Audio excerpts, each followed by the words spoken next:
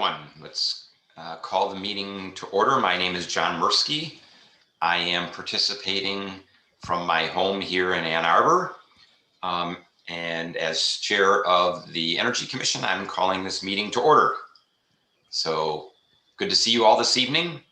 I'm going to proceed with my obligatory statement. I need to do a videotape of this and just hit replay every time. So welcome to the April 13th, 2021 electronic meeting of the Energy Commission. This virtual meeting is to affect social distancing and to mitigate the spread of the COVID-19 virus. We will conduct this meeting similar to in-person meetings. Commissioners, please remain on camera just as you would be visible in-person meetings. Also mute your microphone when not speaking. Public comment will be via telephone only. To speak during any of the public comment opportunities, please call one of the following toll-free numbers: 888-788-0099 or 877-853-5247, and enter the meeting ID 913-5783-4502. These numbers will remain the same during the entire year for Energy Commission meetings. This information, along with the two local dial-in numbers, is also available on the published agenda in the public notices section of the city website and on the broadcast of this meeting on CTN on channel 16 and AT&T channel 99, as well as online at www.a2gov.org/watchctn. So, Missy, do you want to read the land acknowledgement? Thank you, Chair Mursky. I'd be happy to. I acknowledge that the land the city of Ann Arbor occupies is the ancestral, traditional, and contemporary lands of the Anishinaabe, including the Ottawa, Ojibwe, and Potawatomi, and the Wyandot peoples. I further acknowledge that our city stands, like almost all property in the United States, on lands obtained generally in unconscionable ways from Indigenous peoples. The taking of this land was formalized by the Treaty of Detroit in 1807. Knowing where we live, work, study, and recreate does not change the past, but a thorough understanding of the ongoing consequences of this past can empower us in our work to create a future that supports human flourishing and justice for all individuals. Thank you very much. So now we'll do the roll call. And as you've seen, there's a slight change in the protocol. When your name is called, please not only indicate that you're here, but also state your location and the city from which you're attending. So Missy, if you would go through the role of commissioners and council member liaisons, that would be great. Absolutely, Chair. Commissioner Hookham. Chuck Hookham. I'm in the fine city of San Angelo, Texas at our Aviator Wind Farm today. Thank you so much. Commissioner McComber. Present and joining from my home in Ann Arbor. Thank you. Commissioner Schreiber. Here and joining from my home in Ann Arbor as well. Thank you. Commissioner Clevey. Here, joining from my home in Ann Arbor as well. Thank you. Commissioner Levin. Sorry, yeah, I'm here, also in Ann Arbor. Thank you. Chair Mursky. Here also from my home in Ann Arbor at 505 Burson Place. Thank you. Vice Chair Colvin Garcia. I'm here and I'm in my home in Ann Arbor. Great. Councilmember Briggs. Present at my home in Ann Arbor. Thank you. Councilmember Radina. Present also at my home in Ann Arbor. Thank you. Commissioner Zucker. Present and also at my home in Ann Arbor. Great. Commissioner Hatcher. Present and also home in Ann Arbor. Commissioner McCoy. Here, also home in Ann Arbor. Thank you. Commissioner George. Here, Ward 5, Ann Arbor. Great. Commissioner Singleton. Commissioner Kerber. Here and in Ann Arbor. There you have a quorum. Thank you very much. One of these days, we're going to have to do home tours. So Maybe that's not a good idea. Looks like we have Home tour. what's that again, Mark? Do the solar home tour as part of the Energy Commission meeting. There we go. We could do that. So look, I think we have a really interesting agenda in front of us. I'm wondering if I can get a motion to approve the agenda. I move to approve the agenda. So we have a motion from Second. Commissioner Calvin Garcia and a second from, I think, Commissioner Briggs, and I heard somebody else also, which I missed. So do we have any discussion though before we actually proceed to a vote? Any requested changes? We'll all have a comment, opportunity to comment as commissioners. So, okay. So all in favor of the agenda as published, say aye or raise your hand. Aye. Aye. All opposed? So that passes unanimously. So next on the agenda is approval of the meeting minutes. People hopefully have had a chance to look at the minutes. Anybody willing to go out on a limb and motion that we approve the minutes? I move that we approve the minutes. There we go. Thanks, Teresa. Do I have a second? Second. So second from Commissioner Schreiber and Councilmember Radina, I think also. All those in favor, say aye. Aye. Aye. Aye. Anyone opposed? Any changes? Thank you. Passes unanimously. So now we are at the point of public comment. And I think we have someone who's ready to do that. So this is an opportunity for members of the public to speak for up to 3 minutes. If you're watching on CTN, please call 888-788-0099 or 877-853-5247 and enter the meeting ID that I mentioned before, 913-5783-4502. Again, this information is also in the meeting agenda and the video feed. City staff will, and that's Missy Stoltz, will select callers that have raised their hand one by one using the last 3 digits of your phone number.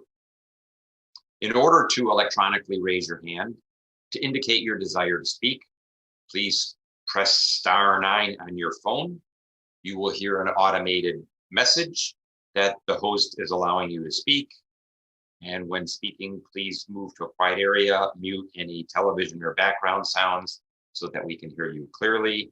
And finally, please state your name and address at the beginning of your comments. Do we have anybody lined up? We do. Caller ending in 022. You should have just been asked to unmute. Hello, my name is Madsen Zimbrick. I'm a voter in Ward 1 at the Park Point Apartments complex.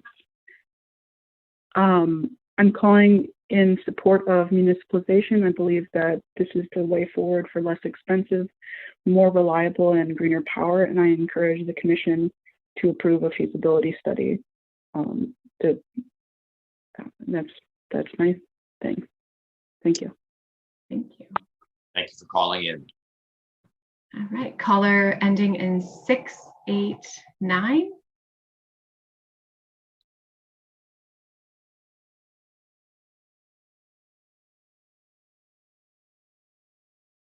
Caller entering in 689. You can unmute.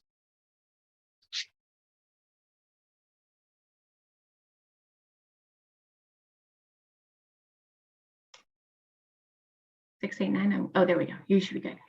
Hello. Yes, we hear you. Okay, good. Hello, my name is Sophia Lakeman. I live on Jefferson Street in the Old West Side of Ann Arbor, and I've lived here for all 19 years of my life. So I would really love to see Ann Arbor support a municipal solar utility, because you can find the core values of our community on a2gov.com, and the first one is stewardship.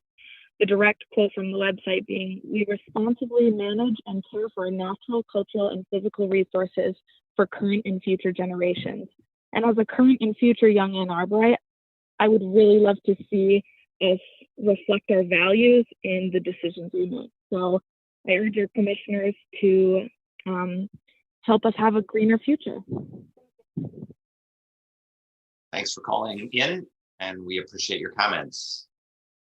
Do we have anyone else? I do. Caller ending in 113.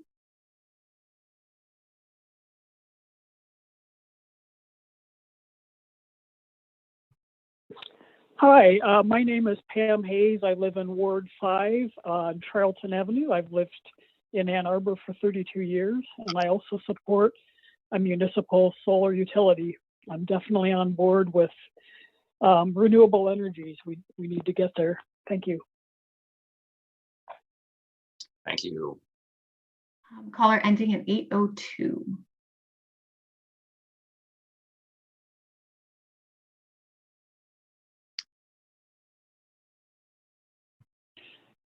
Hello. Hello, my name is Ina. My name is Ina Bernay. I live at 803 Brook Street, Ward 5, and I support Ann Arbor having a municipal solar utility. I am ready to convert to renewable energy sources. So thank you very much. Thank you for calling in. Great. Sorry, Chair. Let me just. Sorry. Caller ending in 228.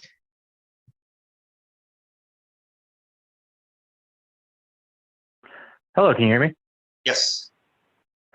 Hi, my name is Greg Woodring. I'm a member of A2P2, and I am once again calling in like a broken record, advocating strongly that the city pursue a municipal electric utility.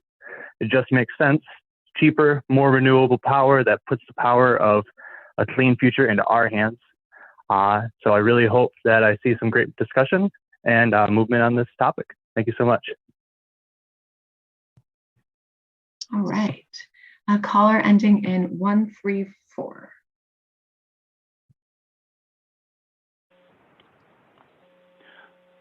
Thank you, Dr. Stultz and Chair Mirsky. This is Ken Garber, another habitual caller. I'm at 28 Haverhill Court in Ann Arbor. Buildings account for an astounding 68% of Ann Arbor's greenhouse gas emissions, according to our most recent inventory. So I'm really looking forward to tonight's building code presentation by Jan Culbertson and Chuck Hookham.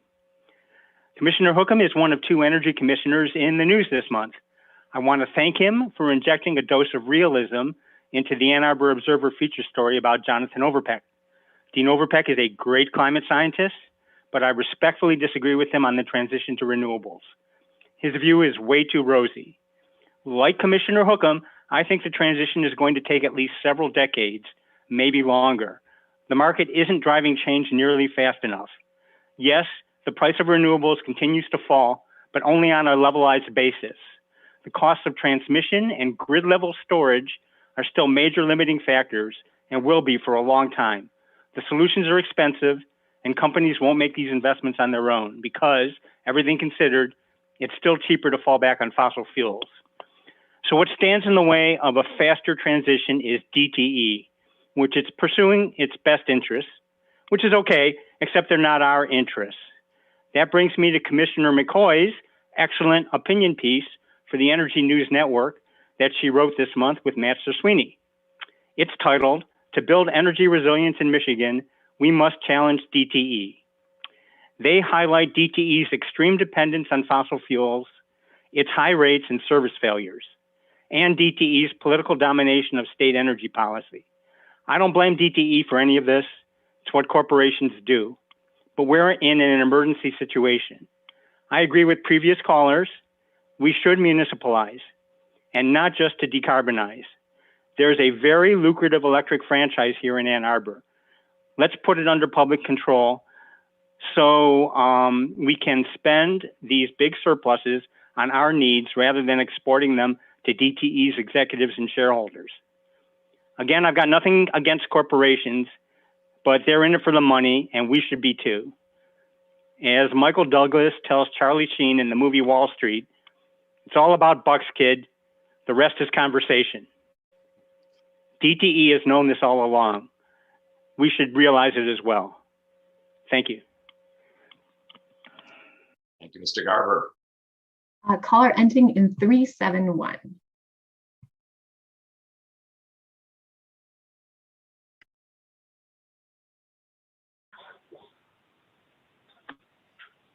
Hello, my name is Lori White. I live at 408 Fountain Street in Ann Arbor, and I am just calling in to say that I support a municipal solar utility. Thank you. Thank you for calling in, Ms. White. Great. Caller ending in 194. Sorry, I have to unmute. Hi, this is Rita Mitchell. I live at 621 5th Street, and I also support a municipal energy system for the city of Ann Arbor. I want us to move as swiftly as possible off fossil fuels to renewable energy options. And that means all non-fossil fuels and non-nuclear. So I'm looking to you all as those who are in touch with the issues and how to move us in that direction. And that's the way we need to go. Thank you. Calling in. Missy, you're muted. It's been a long time since I got that one on Zoom. Yes, no more hands raised. No more hands raised. Okay. Any comments from any commissioners, or should we go ahead and move on to the main or to the energy report? And I just have a comment.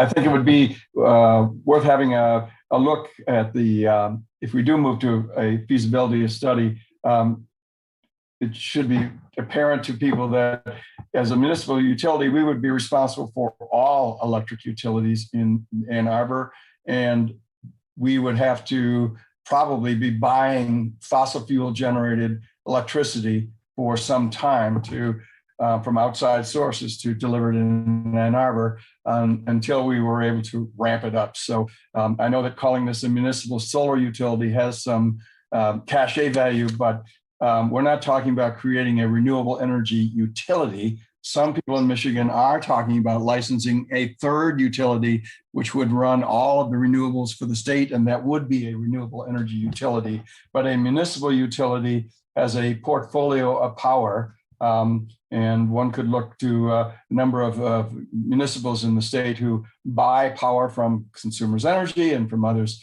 as well as self-generate renewables and others. So I just want to make sure that we're all singing out the same songbook.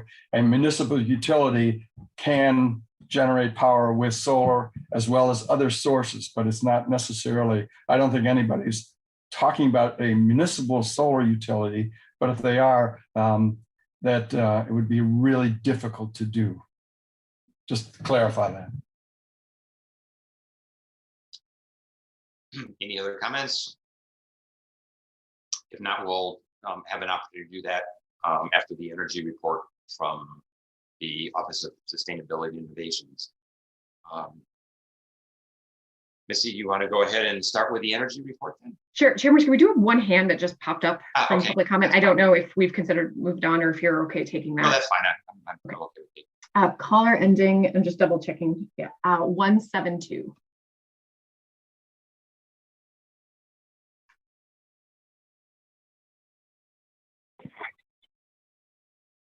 Hey, yeah, I'll be brief. My name is Daniel Smolkin. I live in Ward 4 at Ann Arbor. And yeah, I just wanted to add my voice in support of having municipal energy instead of relying on DTE. Thanks. Thanks for calling in, Daniel. Anyone else, Missy? No. Okay. Yeah. Okay. Very good. We'll have an opportunity at the end again. So, energy report. Lots of very exciting things happening over in OSI. A lot, but not enough, I guess, is sort of the moral. We did receive bids back for solar on 13 municipal facilities. We're working our way through those at the moment. Pretty exciting stuff. We're also working on our parallel RFP for all of the affordable housing sites or housing commission sites to have rooftop solar as well, tying that with battery storage where we can and where that makes sense. Pretty exciting stuff. It's also been a whirl, I don't know, COVID time, what it looks like for you, but I have no idea what day it is ever. Sometime between when we last met and today, we have been working pretty hard on a lot of federal asks for the infrastructure bill. There's been a number of opportunities across different sectors. So really excited that we in sustainability partnered with a number of units to put in some asks in that bill, including the possibility of our first net zero energy fire station, which I'm really excited to see move forward. And then we also put in some of the projects, rooftop solar storage systems throughout the community. So fingers crossed those move forward. We're also actively working on some transportation elements, including some, I think the phrase is solar assisted EV charging infrastructure, looking to kind of build more of that and leverage as much solar potential as we can, but also acknowledging we may have charging when we don't have the sun. So how are we kind of pairing those? So we're working on all kinds of efforts there. Also excited to share that some of you may have gotten this email. We have had a lot of interest in heat pumps emerge kind of more broadly in the community and conversations. And so members of our team have been working with heat pump manufacturers and some of the installers, and we're hosting a special heat pump workshop for the community to come and learn more. We've also been actively negotiating discounts on heat pumps so that if people move forward, kind of like Solarize, they would be able to access those discounts. It will be a different phasing because it won't be this neighborhood. It'll be perhaps like a year-long opportunity where you mention A20 and you get a discount on a heat pump system because it is a lot more customized to your home than a solar system might be. We're really excited to see that take off. We put a call out to Solarize participants and we had over 130 people respond that they wanted to learn more and possibly move forward with heat pumps. So this is really exciting for us to kind of just jump right in. We also continue to work in the Bryant neighborhood. Unfortunately, we were going to kick off our work in the Bryant neighborhood. This is the neighborhood decarbonization assessment on Thursday with a face-to-face walk-by and a virtual town hall. That face-to-face has been delayed due to spiking numbers of COVID in the community, but we are still going to kick off the virtual portion of that work and continue conversations with RMI, Rewiring America, and others to try to unlock some pretty significant seed capital to help actually move through those homes in a decarbonization. Really strategic kind of comfort decarbonization strategy. There are a number of other things, but I'll just kind of stop there with the last exception being, please mark your calendars. A20 week is coming. It'll be June 1st through June 6th. It's a combination of decentralized and disaggregated events around town and some cross-cutting themes. Excited to announce we have Green Fare, F-A-R-E, with local restaurants where they're promoting sustainable food, locally produced food, and plant-based food. We're really going to bring home our local businesses, highlight them that week. We're working on a demonstration of, I will just show you for fun, reusable takeout containers that the businesses can keep using. So we're piloting this with a handful of businesses. We also are looking at possibly having reusable bags for to-go containers that people might be able to participate if we don't really want to promote a lot of eating in restaurants right now. So if we're getting takeaway, how do we reduce waste consumption associated with that? That's one event. And then we're doing other fun things like launching a product with the Ann Arbor Distillery, which will be an A20 sponsored beverage, and the proceeds will all go to low-income solar programs in the community. There's a bunch of stuff that's coming out that week, including an opportunity to meet our first cohort of A20 ambassadors, which will be in your neighborhood, in one of your neighborhood parks, details coming shortly, and an opportunity for the community to really tie into someone that they see every day or every week when they're out walking their dog who lives next to them and is deeply connected to A20 work. So a lot happening, fun stuff, but I'll stop there. Does anyone have any questions for Dr. Stoltz? Yes, Bridget. Yeah, hey, Missy, going back to the heat pump item, just to clarify for anybody tuning in, as I understand it, heat pumps don't save you any money. I mean, the advantage of them is that you're heating your house with electricity that could potentially have some renewable energy in the power mix. But unlike solar, there isn't a payback on heat pumps. Unless you're an electric resistance heating household. which we believe 20% of our market is in Ann Arbor. And so in those cases, they might actually see savings from it. But yes, for the kind of more updated households, it's probably. Oh, I will confess I haven't heard that term. What does it mean? Oh, I see Chuck. I feel like I am going to say it wrong if I attempt to go into the technical engineering details of what electric resistance heating is. Chuck, can I totally put you on the spot? Yes. Chuck, you're muted. I can say what it is. It's basically something like baseboard heating, except it's done with electric resistance. It's done with, like an element that you would see in your toaster oven or in your oven. It's electric, and it's very inefficient and very expensive. And therefore, for those households that are using that, and I know of one in Ann Arbor, at least it used to be that way, switching to a heat pump would probably be a savings. But for houses that are heating with natural gas, it's unlikely. Chuck, did you want to add anything to that? Just whenever you think about this, always think life cycle. So I always convince people or talk to people that a heat pump combined with maybe some minimal resistance heating on a really cold day, Ann Arbor probably needs that still. That the air source heat pump that you see is pretty efficient these days. But if you look at it and value carbon and start thinking about life cycle costs, now this gets really attractive really quick. So as the costs go down in first cost, because everybody's worried about the first cost and planning around replacing your furnace for the first cost. If you can manage that and get it to a point where it's practical, the life cycle benefits are pretty dramatic. And I think that's what I wanted to add. If I can say one more thing before I recognize Jay, there is a social cost to carbon. There is some discussion about what that cost is. And if that's ever monetized and we have to pay it individually, then that will certainly make a difference. But I think we should all recognize that if we are burning carbon, we are making society, the rest of society, to pay for the health and other negative impacts of burning that carbon. So when we are asking people to look at switching to an electric type of heating mode that would hopefully be then powered by renewable energy, that would then dramatically reduce those social costs. So let's also keep that in mind. Commissioner Zucker.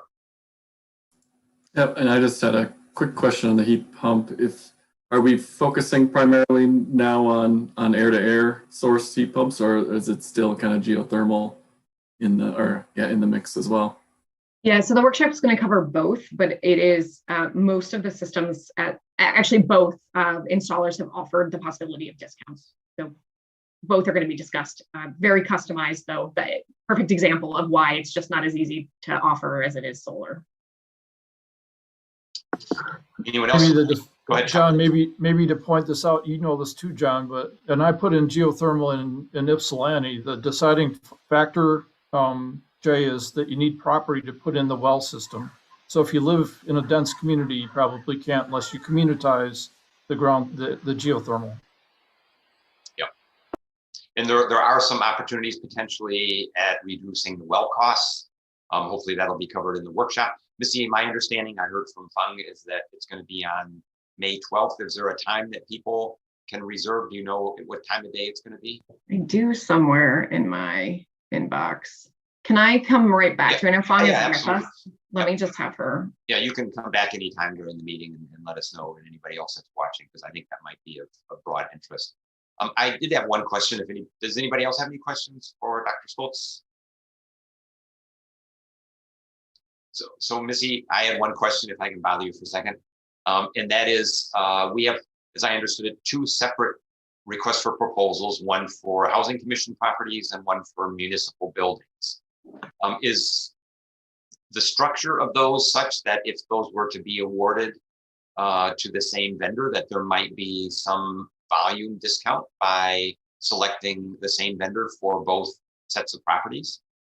We don't have the RFP out yet for the housing commission sites, right? So it's possible, although I will say, having looked at the RFPs, most of them don't have that kind of capacity to probably do them at the same time. I think they would have to sequence just based on our respondents, which is great. Good. It's a really good question. Okay. Also, Fong is on it. It is May 12th at 7 p.m. and more details are available on the city's website. If you go to our events page, you can see and actually directly register for the heat pump workshop. Okay. So I encourage commissioners to keep that time free. That's May the 12th at 7 p.m. as well as anybody else that's listening in. Chair Murski, I'm sorry. It might be worthwhile. I just thought of this for us to mention next month's meeting because it does look like it will be a joint for that first portion. Yeah, go ahead. You want to finish that thought? Sure. Yeah, absolutely. So next month for our meeting, we'll be starting jointly with the Planning Commission, and we have RMI, formerly the Rocky Mountain Institute, coming in to do a kind of overview of the electrification market broadly. This is coming up more and more as planning is seeing developments that are pushing towards all electric. There's questions about technologies and what's viable and what's not viable. And Chair Murski and Vice Chair Colvin Garcia and I thought that sounded like something that was interesting based on the voting to this commission. So we decided to merge the meetings. So it should be fun. Great. So what I'd like to do now is open it up to all commissioners if they have any points of interest or announcements that they would like to make. Now is the time.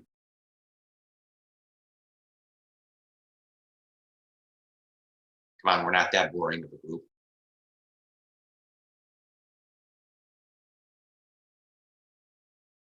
Well, we won't twist any arms. So we will now move to the body of the agenda. And first, we're going to have a presentation on the Greenbelt. And I've seen Remy here on the Zoom call from the very beginning. Remy, you want to take it away and introduce yourself? And we're looking forward to hearing about the Greenbelt and how we can better leverage it. Absolutely. Hey, everyone. Bear with me while I share my screen. Can everyone see my screen and hear me? Yes. Yes. All right. So thanks for the opportunity to discuss the Greenbelt program with you all. My name is Remy Long. I work for the Conservation Fund, which is a national land conservation nonprofit and a leader in complex conservation real estate transactions, conservation financing, and strategy. So since 2005, the Conservation Fund has been on contract with the City of Ann Arbor to build out and implement this Greenbelt program, as well as assist with parkland acquisitions within the city limits. So to start, I'd like to briefly discuss the context in which the Greenbelt program or this millage emerged, then look at the function it serves in the community and region, and then finally cover some of the impacts to date. So we are all here right now, or all but one of us physically, but let's start from a landscape level context. Here we are, Michigan, the Great Lakes state, population 10 million, the second most diverse agricultural economy in the United States, second only to California, and the heart of the Great Lakes, which represents 21% of the Earth's fresh water. Zooming into Southeast Michigan, we see the expansive metropolitan Detroit region, which contains nearly 50% of the state's population on just 6% of the land base. Here sits Ann Arbor, positioned within this sort of emerald arc of state and local conservation lands buffering Metro Detroit, which serve as an agricultural and recreational base for supporting the densely populated region.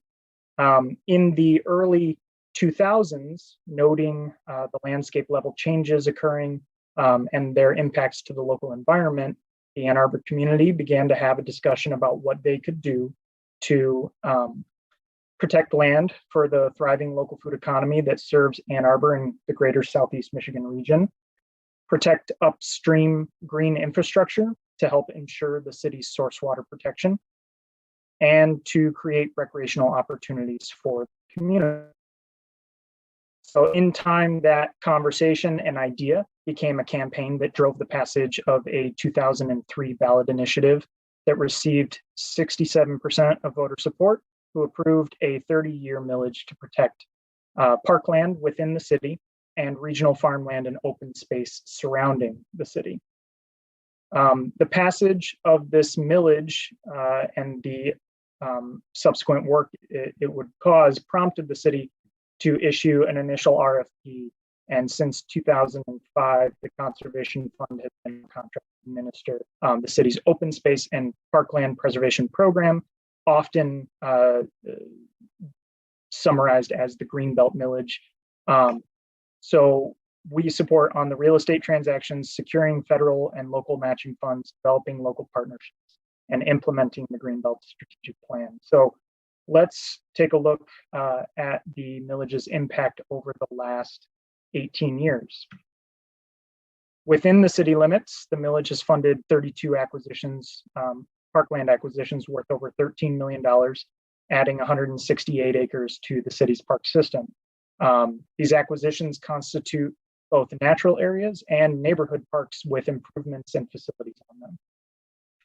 Moving outside the city, in a truly visionary step, the city chose to support a Greenbelt district, where this millage has funded 70 acquisitions, totaling nearly 6,300 acres of land, the majority of which is protected through development rights restrictions, which I'll get into in a little bit more detail in a moment.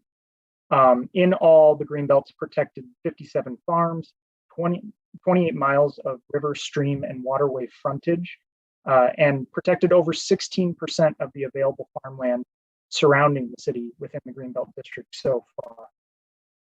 So that 6,300 acres represents over $72 million worth of real estate protected, with the city taxpayers only contributing $24.7 million toward that protection, in part due to our success leveraging federal and local matching funds, as well as the strategic use of conservation easements, which is restriction of development rights. So talking about development rights and conservation easements, owning a piece of property is said to be like owning a bundle of sticks, and each stick represents a right you have to that property. The right to sell, to access, to develop, etc. Restricting the development rights through a permanent, perpetual legal agreement, a legal contract called a conservation easement, removes some of the sticks from the bundle of ownership that threaten the conservation values associated with that property, but allow a private landowner to continue to retain select rights that do not threaten the conservation value of that property, whether that be active farmland, wetlands, green infrastructure, forest land, biodiversity. All of those conservation values are then protected by removal of select rights. Conservation easements are used across the United States. This is not unique to us or our area. They've protected over 32 million acres of land in the US, an area larger than the state of New York. We use them locally to guarantee the presence of agricultural lands in the future, to safeguard green infrastructure, and to protect regional biodiversity. So that's a lot of talking, not a lot of maps, and I love maps, so let's do a couple of those. What does this look like on the landscape, all of this work? Here is a map of the Greenbelt District circa 2000, the Greenbelt being the green outline surrounding the city. And here is a map of the Greenbelt District today in 2021, with that 6,300 acres added to the map. So in all, the city and its local partners have added nearly 6,300 acres to the map. While these may appear random or buckshot on a map, it should be noted that all of these acquisitions have been driven by landscape level analyses that inform the program's acquisition strategy and focus on creating critical masses of protected land in a highly fragmented environment which we live. So with 12 years to go in this 30-year millage, what's next for the Greenbelt? In 2019, the Greenbelt Advisory Commission initiated an update to the program's strategic plan. The results from both partner and public feedback were clear and reemphasized many of the program's goals that existed, which was support the local agricultural economy, create new land access opportunities for new and beginning farmers, and prioritize opportunities that meet at the nexus of farmland and source water protection. But there was also a clear desire and new and emerging priority to have the Greenbelt Advisory Commission's outcomes, or the Greenbelt program's outcomes, more closely align with OSI reporting and have our contributions more widely understood as part of the city's sustainability platform. Okay, so that was a lot, and I apologize it's taken me this long to get to a slide geared toward your efforts, but I felt context was necessary before discussing the Greenbelt in any greater detail. So from time to time, in speaking about renewables on Greenbelt properties in the Greenbelt District, I do field calls from district interested in knowing what general conservation easement restrictions are and what they entail, but also more specifically what they mean for renewable energy on the property, whether it be for personal use or for commercial. And the restrictions can be summed up as this: it's limited to on-farm energy needs and residential needs of the property or the farm itself. There are restrictions on the types of commercial and industrial uses of any protected property that's protected with an easement. All protected properties are subject to a 2% impervious surface limitation, meaning no more than 2% of the total protected acreage can have structures that prevent infiltration of rainwater. And all of those impervious surfaces need to be sited within a small and specified area on the protected property. So that is to say, for example, a 100-acre farm is allowed 2% impervious surface. That would be 2 acres. It needs to be sited in a small area, usually typically within the 3 to 4 acre range, in a specified location on the property. So not widespread infrastructure sprawling across the protected area. So this is all to say large-scale renewable energy on Greenbelt protected properties is not possible. So I want to share that the Greenbelt Advisory Commission has a map of priority parcels within the Greenbelt District that they do consider high priorities for protection. And the Greenbelt Advisory Commission has no desire for our work to run in conflict with the mission of expanding renewable energy infrastructure in the region. But this map is missing a critical piece of information, an overlay, to say it simply, that would help inform our work. What parcels in the Greenbelt District could be considered high priority for renewable energy sites? From my position, I could make, easy, large assumptions of, I'd imagine those sites would be near substations or established energy transfer corridors. But if Greenbelt Advisory Commission were to be given a meaningful overlay of prospective renewable sites, we would gladly incorporate that data into our own landscape level prioritization to ensure that our efforts don't pose any conflicts in the future. And with that, I've talked enough, and I'll be happy to take questions if there are any. Thank you very much. Looks like we've got a couple of people lined up with questions. Commissioner Zucker. Yep, thanks. I have 2 questions. One is related to the 2% impervious surface. I'm wondering if like solar panels and raised solar panels that could be used in kind of a combined agri-solar usage that don't actually, there's still infiltration under the solar panels. Right. I don't know if there would be some potential of those not counting towards the 2% impervious surface if they don't actually make the ground beneath them impervious. And then I've got my other question out there, and you can ask them both. And then my second question was related, I don't know if there's any way that we are relating the open farmland. There's a lot of info out there now about kind of the biosequestration of kind of regenerative farming versus kind of traditional industrial farming, and if there's any way we could kind of tie the usage of the land for farming moving forward to be in greener and greener methods to kind of actually capture carbon as a reward or somehow monetize that. So let me try question 1. As I said, the any new infrastructure, whether house, barn, solar panels, wind turbines, it needs to be contained within a specified limited area so that it just doesn't sprawl across the property. So the nuance of a solar panel not really being a detriment to rainwater infiltration, that certainly hits on one of those gray areas in the language around a conservation easement. But I think the general parameters of limiting the scope of any infrastructure on a property to a small corner or up along the road limits the use in a wide scale or sprawling manner. I'm not saying it's black and white. There is some gray area there, but some of the other restrictions seem to preclude it from being functional, a functional option. So part two, conservation easements are pretty expansive documents. I mean, they're not like a power line easement document or a pipeline easement document. Those can be pretty short, 2-3 pages. These are 25, 30-page agreements that detail the do's and don'ts on a property.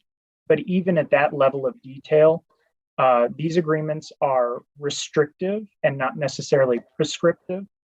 So we do require that the landowners that we work with obtain a farm conservation plan that is approved by the Natural Resource Conservation Service, a subset of USDA, which ensures that they're using some of the best practices USDA is putting forth.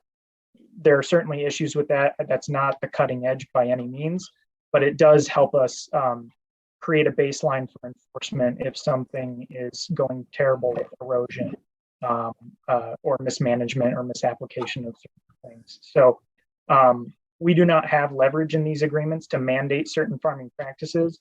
NRCS themselves has a whole suite of other pay-for-performance programs that farmers can tap into. The function of the Greenbelt and similar land conservation programs is to, as I think of it, protect the most fundamental piece of the farming equation, which is the land itself. And then the market and other programs and pay-for-performance incentives will drive other changes on that protected land base, if that makes sense. Okay, thanks. Yeah. Commissioner Freiberg, then Katie, then Commissioner Levine. Yeah. My question was, when you say it is restricted to only renewable generation that can be utilized on site, restricted by whom? I mean, is that a Greenbelt piece or is that something more global? I'm just trying to figure out where the restriction comes from. Sure. Yeah, that is a federal standard for the matching funds that we receive. So NRCS is the one that has what they call minimum conservation easement deed terms that they require incorporation into each agreement if we are accepting their funds. The city has a strong track record of securing NRCS funds for these projects. Hence, that much real estate protected for what we've only had to put in. So the mandate on that comes from NRCS, and then if NRCS is not in the picture in terms of the funding structure for the transaction, it's a local requirement that we also have written into our own templates. So there are layers of restrictions coming from layers of federal, state, or local agencies that get baked into these agreements. That some can be adjusted, but depending on who's at the table with the funding, we are required to put some in. Gotcha. And just a quick follow-up, quite getting what the rationale for it is, right? Because I mean, NRCS policy could change under a different president or under the current president, but what's the, like I'm finding it, so if you were under the 2% restrictions, or if you've got the already developed land, to generate enough solar, for example, to utilize more off-site, what is there a rationale for why you would restrict that? I think I think the rationale is generally, so certainly want to help the farmer keep a viable farming operation and reduce costs by investing in renewable that's going to serve them. They're not restricted from selling back to the grid, but the purpose of the infrastructure has to be to serve them and their farm. We're not going to, there's no penalty for selling back to the grid for whatever additional excess you do have in generation. But it's to keep it marketable and the incentive to keep it transferring, I believe, among farming generations, and not looked at as a prospective spot for commercial enterprise beyond agriculture. And I know that that can get fuzzy in how do we define agriculture and agricultural production. But for instance, the 6,300 acres protected within the Greenbelt District, there are 85,000 acres worth of land in the Greenbelt District. So there's plenty of other land base for these other initiatives to take place on. And this is an incentive to keep this as the agricultural land base and that's primary function and purpose. Gotcha. Thank you. If that makes sense. Yeah. Commissioner Cleve. Yes, my question is this: are biodigesters that process animal waste and crop waste into methane considered renewable or not? I'd have to take a look at the easement language to see if they even specify biodigesters. It's not something we've come across locally that I'm aware of. Yeah, I'm not sure. That one I'll hand to attorneys. That would be worth clarifying, I think. Thanks for the question, Commissioner Cleve. Commissioner Levin, did I see that you had wanted to pose a question? Yeah, you need to unmute yourself. Yes. Where is the 2% restriction from? Is that another federal restriction? It is federal. It's also rather ubiquitous across all land conservation programs in the U.S. If you go to a nonprofit land conservancy in California or one in Maine, you're often going to find a consistent use of 2%. I couldn't cite the study that is the basis of that, but somewhere at some point, someone said once you go past 2% on a certain area, things start to degrade. Like maybe there's like a court case that said over 2% now, like we have to, you're violating, you're no longer in the right categories, so we're going to have to like tax you at a higher level. Does that have something to do with it? Like, because the whole point is to alleviate their taxes. Well, that's one of the benefits to the farmers. Yeah, one of them. Yeah, I'm not aware of any court case around the impervious surface limitation. Just that in Michigan, there's a state association of land trusts or land conservation groups that puts forth a model conservation easement that is intended to be a resource for all the nonprofit land trusts to utilize, as well as the government agencies should they wish to pull from those best practices or that language. And all of the Michigan land trusts utilize 2% as well.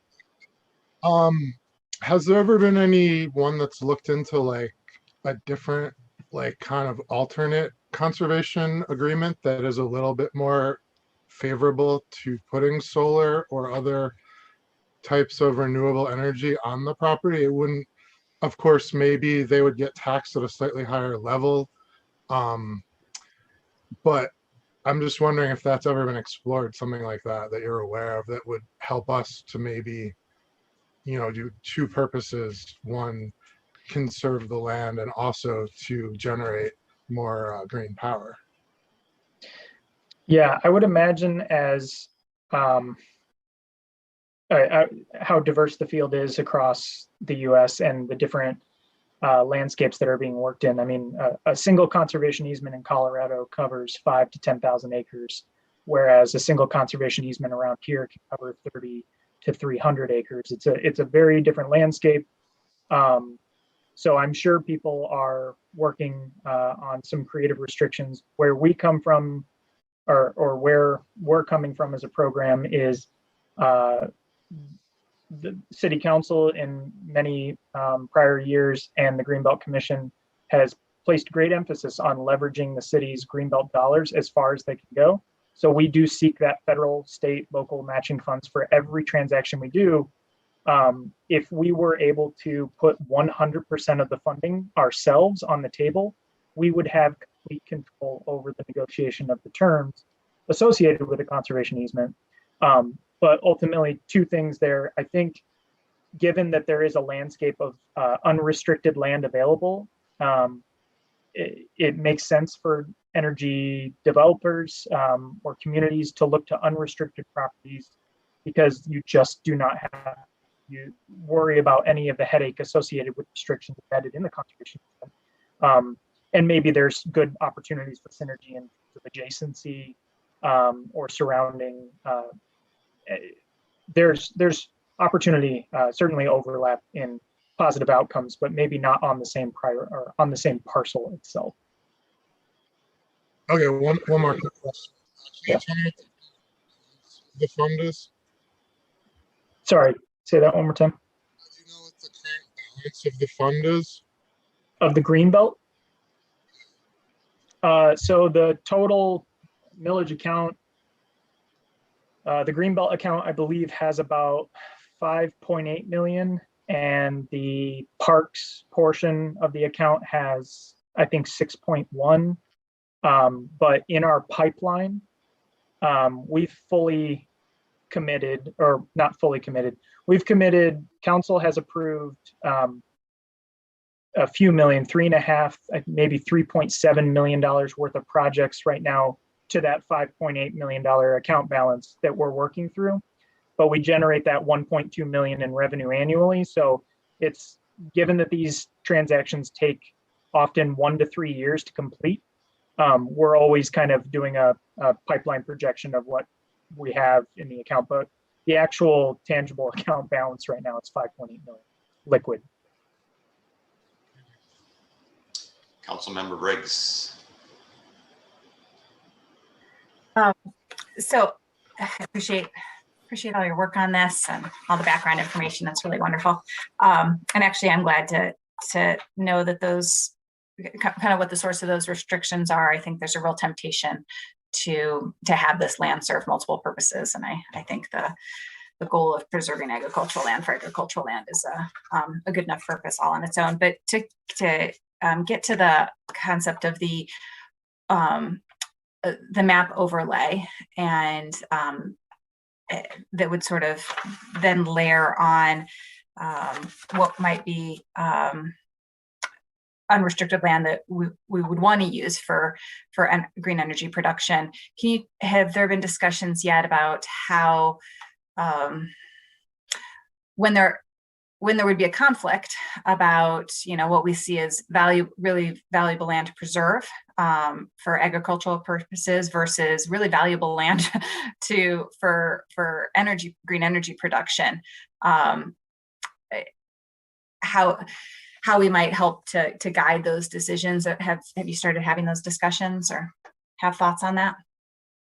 I haven't. The program is a beast to manage in and of itself. These kind of far-reaching things. Also, the parameters of the millage don't really allow me to enter this territory.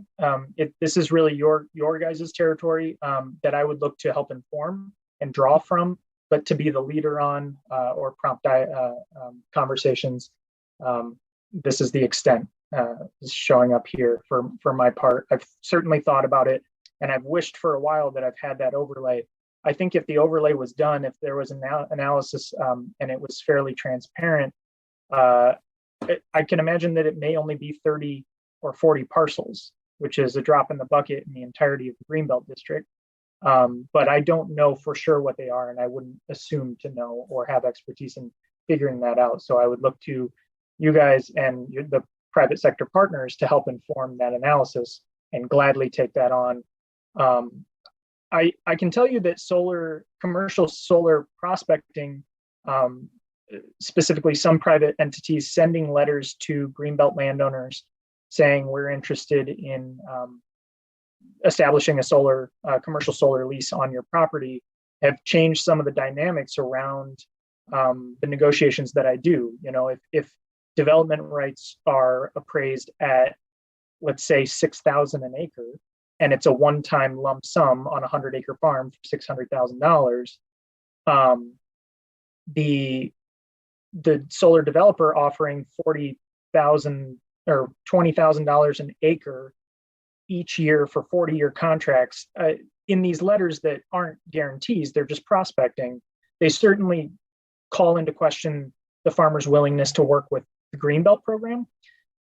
So I'm not saying that's a bad thing. Farmers should do what's best for them, but it would help me to have a more informed approach in these conversations with the farmers I work with to say, there is a map of priority parcels for solar energy. You may have received this letter, but I can tell you that you're a priority on my map, but not a priority on that map. So your best chance may be working with my program if you need to realize some capital in the near term from your farm, if that makes sense. Yeah. No, it does make sense, and it helps to see how it could help benefit the work that you're doing. So that's great. I guess is in terms of helping to guide some of that, is there any additional data that you feel like would, I guess we certainly don't have a program that's about acquiring land for green energy production yet, in terms of maybe that'd be something we'd be thinking about in the future, but happy to help when you do. Exactly. But do you have a sense of, is there more data that you need in terms of helping to potentially inform the benefits of how the land could be used and you know? Yeah, it doesn't have to be limited to solar. You know, I would say run an analysis that looks at multiple types of renewable energies and their suitability and proximity to the city limits. It also can be as general as just a buffer. I imagine that many of these sites, it would be beneficial if they were closer to the city rather than further away. And the extent of the Greenbelt district stretches out 5 miles from the city.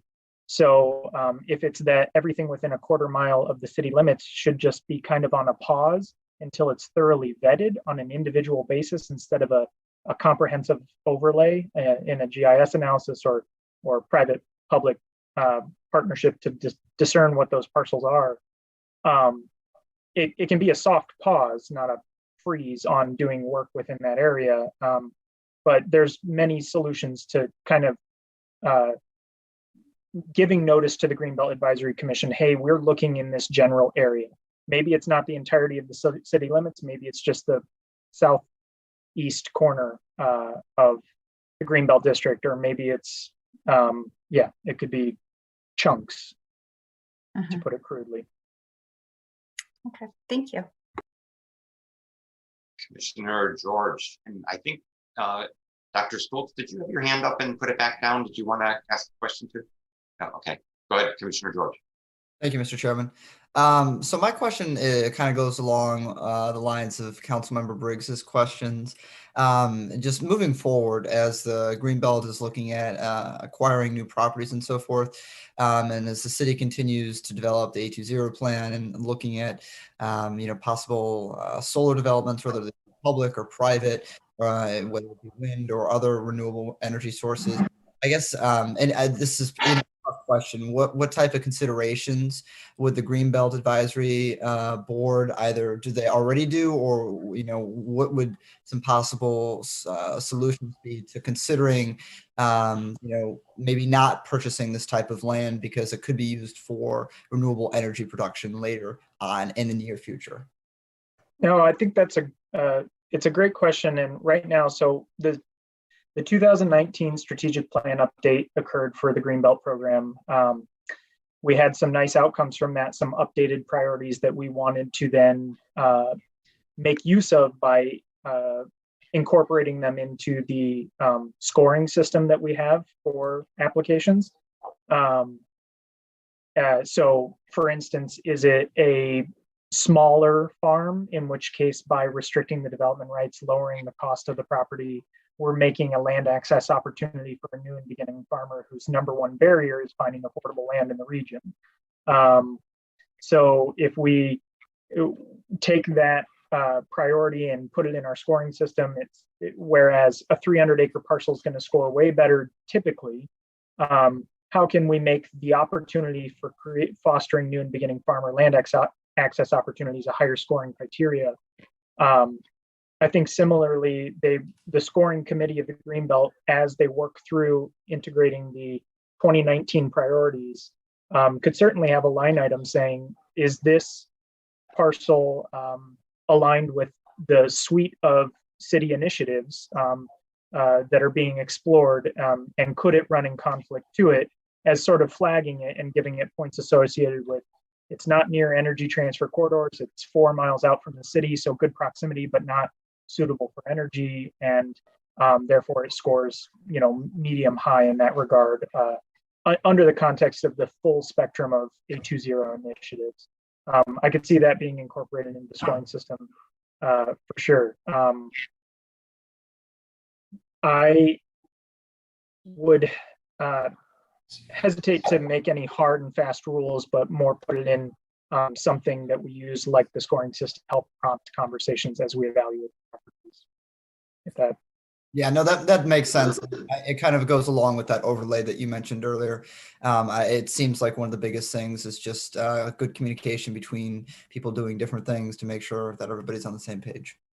Thank you. We are trying to get more closely aligned. There's a University of Michigan SEAS master's team currently doing a carbon sequestration analysis of the entire portfolio of Greenbelt properties to see what the equivalent carbon storage is that we've done to date, and how does that convert into social cost of carbon, so that when we do go to council on a project by project basis, in our memo, we're able to say, this is the cost of the conservation easement and the permanent protection of this green infrastructure, but also here's this relative return by permanent sequestration of this carbon in this project. So those are data points. We've used dollars and acres as our measurement for success for too long, and we need to become more holistic and understanding and tied into the system of wider OSI reporting and A20 reporting by having those kind of metrics.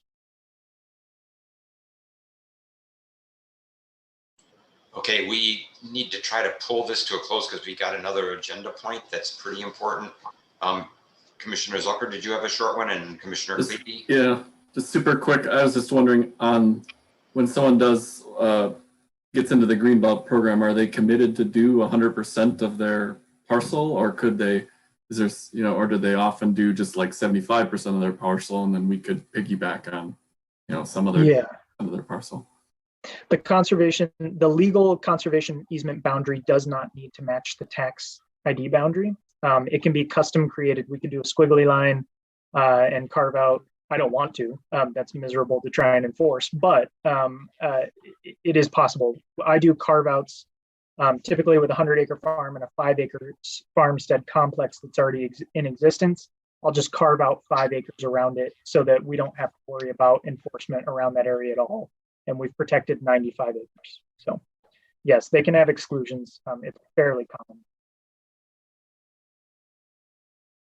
Commissioner Cleavey.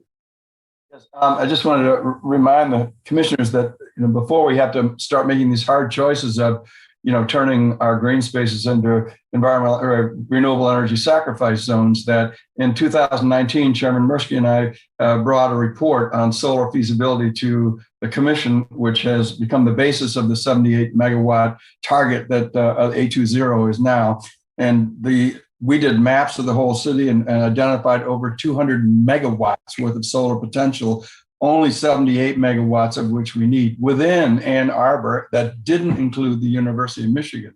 So I think, there is more than enough places to put solar energy if we do it on a distributed basis. If we're going to put megawatts worth of solar on green spaces, that's going to be sold to the utility companies through a centralized utility program. And as Chuck Commissioner Hookham said couple of weeks ago in his presentation, their ability to uptake that power is restricted on their ability to deal with its intermittency that doesn't create the same problems on a decentralized basis. So I think we should keep in mind that before we even begin to go down the track of, wow, we need that land for solar, concentrated industrial solar, we might want to look at our own buildings, because when we put solar on buildings in Ann Arbor, we raise the real estate value of that property. When we sacrifice a green space for an industrial renewable energy facility, we get nothing for it. So I'd be happy to share that report with you, Rennie, if you'd like to look at it. We got maps all over the place. We did LiDAR studies, showed sites. As I say, there's 200 megawatts worth of solar potential here, and we're only using 78 megawatts of that if we meet our Ann Arbor, our A20 plan. So if you want to send me an email, I'll be glad to share that report with you. Thank you. Thanks, Commissioner Cleavey. I have two quick questions, if I may, hopefully quick. One is, if I were a greenbelt farmer and I said, I would like to put in ground mount solar and graze small livestock, sheep or goats, and have artisanal cheese production on my farm, is that something that is conceivable? Within the specified area where you can have additional infrastructure. So only within the 2%? Yeah, which would be limited to a specified corner area. Yep. Okay. And then the other question, I'm just going to leave as an open question. I don't know that it has to be answered because it's not really directly related to energy production. And that is really maybe in a sense directed to the council members. And that is, if I understood correctly, the millage has allowed the city to purchase 168 acres of parkland. And is that all in the city, or is that also outside the city? That is, the vast majority of that is within the city limits. Right. And just for context, there's about 2,200 acres of parkland in the city limits, or the city's park system has about 2,200 acres. So we've added, whatever percent that is, 8% since, 2000. I'm just wondering if council has ever thought, we're roughly 13 years in, there's a little bit of money in the pot. We're going to generate more money for another roughly 17, 16 years. All that money then is also land that's taken off the tax rolls. And I'm wondering if the council has ever thought about what the implications of that are. And I just leave that as an open question. It's another roughly maybe the price of parkland is going to be going up and up, so it's not going to be another. You can't extrapolate directly, but maybe it's another 150 acres that come off the tax rolls. And I know that's already a big problem when you look at the university and parklands and all these other things. I'm wondering if anybody's ever looked into those implications. So it doesn't have to be answered now because it's really maybe not the point. A time and place to do so. There's a couple of hands still up. I assume we've answered those questions. So if that is true, if somebody else doesn't raise their hand. I'm just going to respond to your question really quick. And it's not totally taking the property off the tax rolls. And it might not actually be reducing it that much because I'm not sure exactly what level it's being taxed at already. It is going to reduce the taxes, but it's not zeroing out the tax on that property. Okay.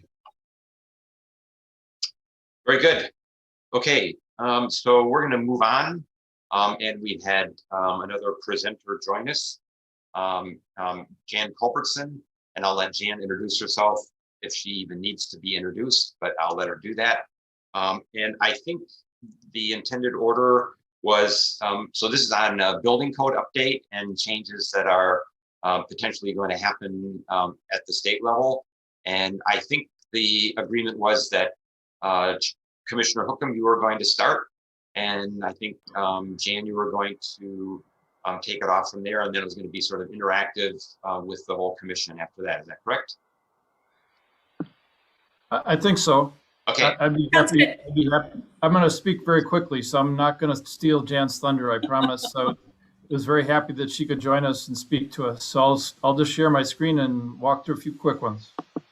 Great.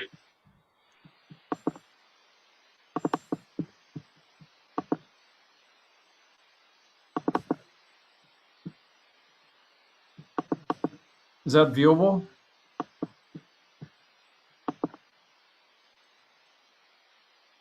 Can you see that? Yes, Jack. Yes. Okay, very quickly. So thank you for having me. You heard Ken Garber earlier today talk to us a little bit about 68% in Ann Arbor of our greenhouse gas emissions, anthropogenic, are caused by buildings.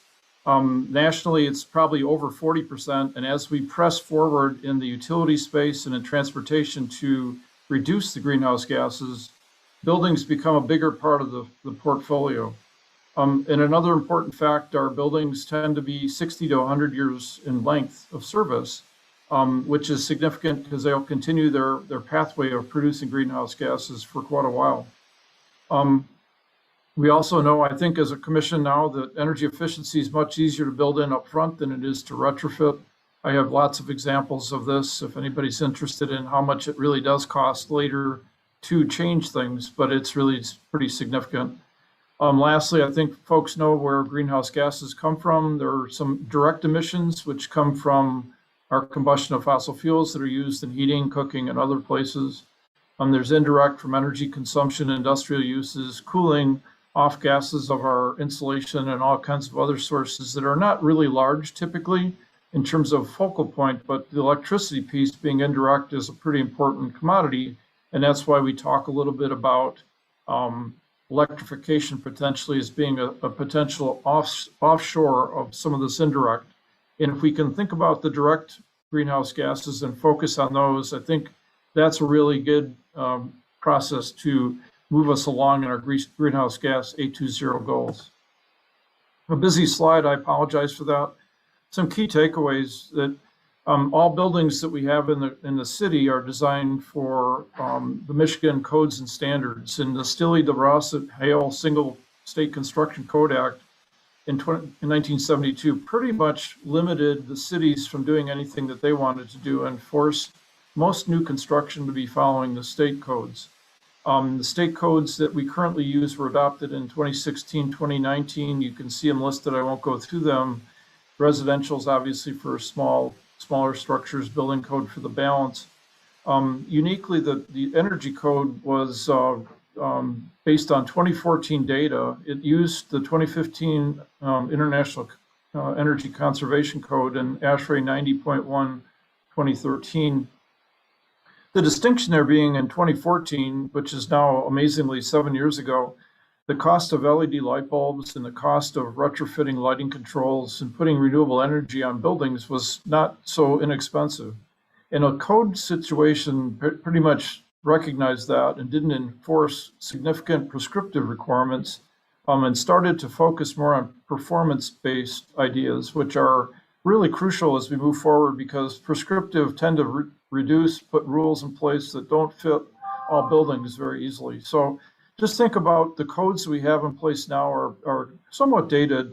Since the 2015 window, there's been a ton of code updates from ASHRAE. We've had at least 2 revisions of ASHRAE 90.1, all focused again on performance and reducing greenhouse gas, improving energy efficiency. What's happening in the state of Michigan for various reasons are the codes are lagging a bit. The energy code is not on the docket right now. It was supposed to be 2021 perhaps. Now I'm thinking it's probably not going to do much till 2022, so it continues to slide. So we yet have another year of using an older code situation. And like I said, many codes right now are focused on energy efficiency, greenhouse gas reduction, which are all feasible, plausible. I was involved in 2015 when the codes and standards were adopted. The energy code was pretty much a war of various factions standing up to one another and fighting for what they could do and what they couldn't do. So it got pretty brutal and it really slowed things down even further. So what are our options if we can't focus on a state code that is going to, well, here's our options really. We have 4 options in front of us to try to resolve some of these imbalances with respect to codes and standards on buildings. We could wait for this next round, 2022, 23. We're not sure what that's going to look like. So that's one option. We can try to use our leverage that we have, which is pretty minimal, but go to the state and say that there needs to be a revision of that De Rossi Act so that we can do our own thing. That's going to take a lot of political pressure to make happen. I put an X by that. The two real drivers here of things we can do in my mind are to use an optional energy stretch code as a means of reinforcing and enhancing our infrastructure, and that can affect both existing and new. We could design or adopt an optional net code zero type approach. I think Jan's going to talk to us tonight about that. I'm not going to launch into that much. The real issue here is we need to do something. And the one case example I'll bring to your attention is, I think this is now 10 years ago, I designed a building in Massachusetts. It was 100 by 300, not a big building, not a lot to it. The initial building was designed with conventional fluorescent lights, and it had natural gas forced air heating. We submitted the plans for the building to the building department, and they said, "Nice try. That doesn't meet our performance standards." And I didn't know what their performance standards were. I just felt that was the normal. So we went back to the drawing table, redid all our HVAC system and electrical, and modified it all. We actually went to electric heat, thinking that was easy. We're an electric utility. We know how to do that. It's easy. All the hardware is easy to buy. It reduces the ductwork. Submitted the plans. Lo and behold, the city came back and said, "You're not doing that either. Think a little bit differently." So we thought outside the box, went back to the drawing table again. My designers were going nuts. We basically came up with an air source heat pump design with electric heat supplement, because Massachusetts did get cold and we didn't want our residents to be unhappy. So back to the code officials, and they actually liked it. So the third time was the charm. What this was this energy stretch code. They had adopted this. They basically made it an enforceable standard in their city, which they could do in Massachusetts. And it was really effective to get us as designers to think outside the box 10 years ago. So I really like that concept, and I'll throw that out there. The fundamental conclusion here is that optional codes, we need to do something soon. My thinking is we need to do something as a city with the limited options we have in front of us. I'm personally ready to stretch and do something about it. I would be more than happy to lend my experience base to do this. And I'm going to turn it over to Jan, because I think she's got a lot more to share with these other options and talk a little bit about the code in more detail. So thank you for indulging me, and we'll go from after Jan's slides. Thanks, Chuck.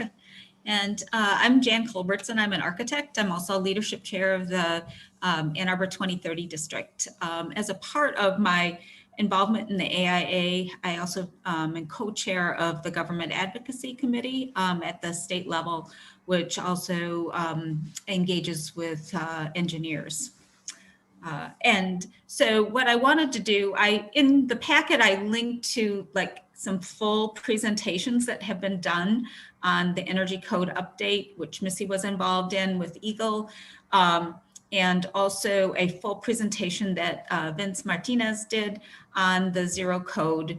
And I can give you a link to actually his video webinar if you want to hear him give the full presentation. I didn't want to do the full thing tonight. We'll just do some summaries. So with that, I'll go ahead and share my screen. And I want to make sure you can see that okay? Yes, we can. Okay, great. So my involvement with Architecture 2030, which developed the zero code, goes back about, I want to say about almost 12 years now, where we actually brought it was called AIA plus 2030, and it was basically a continuing education series for architects on how to design more efficient high performance buildings. And with that, I've stayed in touch with them and continue to kind of follow some of their leadership around carbon neutrality. And so the zero code is something that makes a lot of sense to me. The rationale behind the zero code has to do with, one, new buildings place an additional load on the grid. And what zero code does is it really accelerates progress toward a clean grid by requiring new buildings that are coming online. They come with their own additional renewable energy that exceeds what utilities are already required to do. And the renewable energy requirements are fixed for a prescriptive path. So there's an option you can, and this helps with like very small buildings where you're not going to do energy modeling, et cetera. There is a prescriptive path, and then there's a performance path. It encourages the performance approach because it's much more, it's easier to reduce the amount of renewable energy that you have to procure if you use the performance method. The way it works is relatively simple. You design an energy efficient building. It has to be in compliance with the 2021 IECC, which Chuck mentioned, or better. And then you establish the building's renewable energy requirement from either that energy model, that simulation, or from a default renewable energy table, which has to do with building types and your climate zones. Then you can meet that requirement by either integrating on-site renewable when that's feasible, or procurement. And really, this has been updated now, and really now that they've published the ASHRAE 90.1 2019, that's really the basis of it with 2021. And we'll talk a little bit about the different code steps when we get to how the code updates are done in Michigan. So there's the energy code standard, and then there's what was adopted, which is the Renewable Energy Code Appendix. And right now there is a zero code network. I'm a part of that. The AIA in Grand Rapids and Detroit are, and I believe Zach Smith from the city is also a part of that network. And they are working, there are stakeholder groups that are looking at implementing the zero code. Oregon has adopted the zero code, and many are on the coast. So it's nice to be able to talk with the different municipalities. There are about 50% maybe of the states adopt the code as a statewide code. And so there's support here for moving forward with adoption of this code. So it's really, the zero net carbon comes from the renewable energy on-site or off-site, or combination needs to be greater than the energy that the building uses. And again, it can be done through the energy modeling or the default.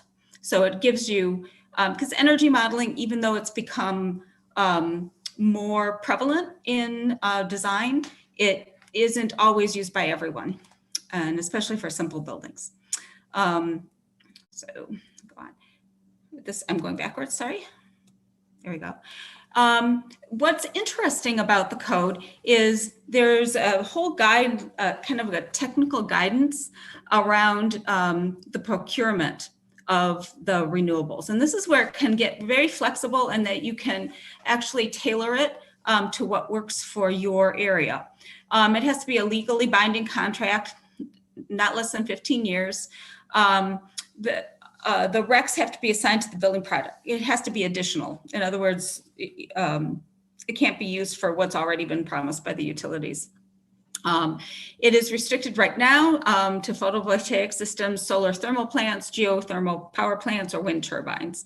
There's some flexibility if people want to add other types of renewable, and some of the folks that have hydro are looking at that. And it has to be located in the same area, sort of your utility zone, so that you're not, buying a wind farm in Texas. And then there needs to be a transparent accounting, so that it's attributed to that specific building. There's their options are, direct ownership, community renewables, virtual power agreements. Renewable energy investment funds are are very interesting. That's where, let's say Ann Arbor, through, you probably couldn't do it directly, but through, incentives through the zoning ordinance, could then require, give certain incentives for developers to comply with the zero code.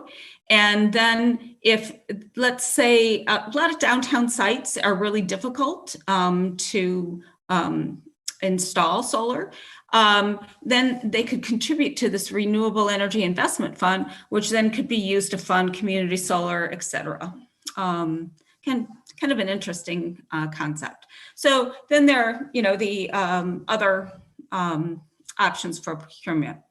And what they do with these options is you go through sort of a value, how much value do each one of these classes, and assign classes to them. So, community renewables, the REEFs, the power purchase agreements, direct ownership, that's valuable renewable energy. And so that's one class, class 2, and then finally down to RECs, which would be a class 3. And what happens is then when you, the code requires you to, when you procure, it's the kilowatt hours that you purchase are marked down. Okay, so on-site solar has a value of 1. The class 1s, 0.75, 0.55, 0.2 for RECs. So if you do unbundled RECs, which are kind of, you have to procure 5 times the value of your renewables. So it really does direct people to do the more valuable, durable, additional renewables. So, and you could bundle a bunch of different ones together if you wanted to procure a variety of different types of renewable energy offsite. What's important about the Renewable Energy Appendix is it's the way it's positioned in the 2021 IECC. It's optional for jurisdictions to adopt. And compliance is required with the 2021 IECC. It sets that minimum renewable energy requirement, and it provides an incentive for buildings to be designed more efficiently than the code requires, encourages on-site renewable when it's feasible, and it supports valuable off-site renewable energy. And then the efficiency requirements can't be traded off with renewable energy. You have that baseline of energy efficiency that you have to meet. It's also, it's not only a consistent framework that local governments can kind of modify for their specific needs and conditions, it's also within the code framework that is easily enforceable by building officials. And I think that's really key, because if you enact something that isn't enforceable or requires a lot more education to enforce, you get into some issues. So there are some good technical procurement documents that you can get on the Zero Code website. And it does allow some flexible approach, for different jurisdictions. So this is, I'll send this to Missy and to John, so you can see the link. Vince does a much better job than I do in presenting the Zero Code, but it might be helpful for if people have more interest in it. Okay, so the Michigan Energy Code adoption process. God, so it's rules that govern. It's administrative rules process. So it isn't a legislative process per se. And it's kind of funny. It's sort of like the minimum energy efficiency requirements. Okay, the worst home that can legally be built, right? And it does adopt the national codes. So it makes sense for us to advocate for adoption of the 2021 with the Renewable Energy Appendix. It is a part of the typical code adoption cycle. Okay, and I think that's key when you're advocating for something like that. And in our case, in Michigan, the state adopts that code, and the municipality or the state, depending on jurisdiction, enforce the code. There are, as Chuck mentioned, there's the residential code, which is a separate document, and it goes through the same sort of process. They don't open the residential code and the commercial energy codes together, typically. The residential code gets a lot of pushback from the home builders associations, and it doesn't look like they're really going to open the energy portion of the residential code. It sounded like they were moving on. The commercial code, they have said that they're going to open it after they finish the building. I think they have the building and the mechanical to finish. They're about 6 months behind in what their original schedule was, but I think late this year or the beginning of next year, they'll open it. And then what's interesting is the codes apply to new construction, but also with the existing building code, when you do a major addition or renovation, then you have to comply with the energy code as well. The process is convoluted in my mind, but it basically goes through, there's a request for rulemaking, there's draft language, there's a impact statement, and there's a public hearing. Only this is really what that whole process looks like. And in red are the points where there's public input. And I think that's where it's important if we're going to advocate for adopting the 2021 IECC rather than the 2018 the 2018 IECC, which would be it's a 3-year code cycle. And we're already so far behind, it would make sense to go ahead and adopt the 2021 rather than the 2018. And in fact, Laura is going through an audit process. And we already know that the auditors have kind of flagged the lag in the code adoption. So I think the later it goes, the more leverage there is to actually jump and adopt the 2021. That's my hope anyway. Chuck is smiling. So anyway, these 3 points are really important for advocacy and to make our voices heard, both building officials, architects, engineers, municipalities, because those are the public input points.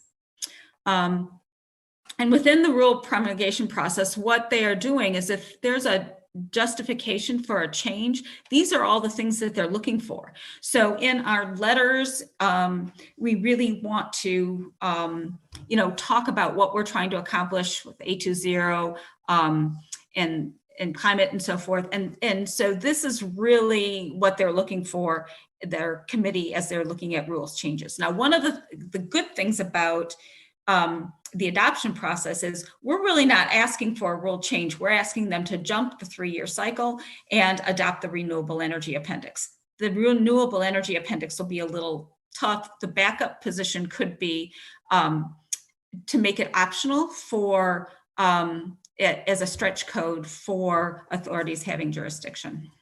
So anyway, that's, and this is sort of, once they open up the rules, you can subscribe to those rule sets and get automatic updates from the state. So that's the way to kind of stay with it.